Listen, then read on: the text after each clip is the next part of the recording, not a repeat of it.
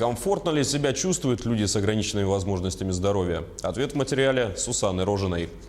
На улицах Якутска людей в инвалидных колясках встретишь нечасто, не потому что их мало. Просто без острой необходимости они предпочитают не выходить из дома. Ведь каждый раз, выезжая на улицы и дворы столицы, люди в колясках сталкиваются не только с неудобствами, но и зачастую с опасностями. Сегодня утром 2 раза чуть не упал. Из-за этого на дороге выхожу и по дороге. Вот, по автомобильной дороге намного легче, чем по тротуару.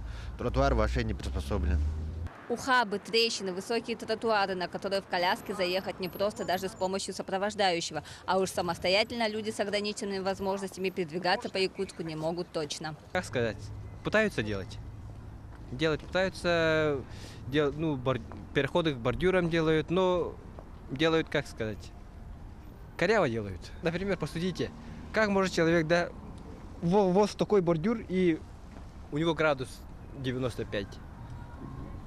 Без помощи, как сказать, прохожих, да, или друга невозможно выйти. Без посторонней помощи добраться можно, не знаю, кварталов 2 можно пройти и все.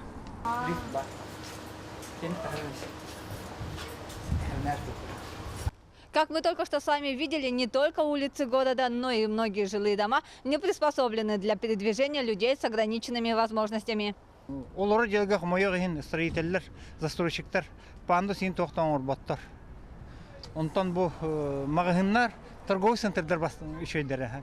Кинлер ишөй батык пандустарын оруллар, хижаме туалет ин лифт даже бар ин. Торговый центрдар ол түгөршөйдер, элбен орбуттар. Онтан бу советский время тутулубут зданиялар желер, оны кыйын орбаттар. Оны олох пандус турор да хич жок. Пандусов и прочей инфраструктуры в Якутске не хватает и людям с ограниченными возможностями, и молодым мамочкам с колясками. И это в самом центре. Что уж говорить про окраины столицы. Сусана Рожина, Георгий Григорьев, Якутск.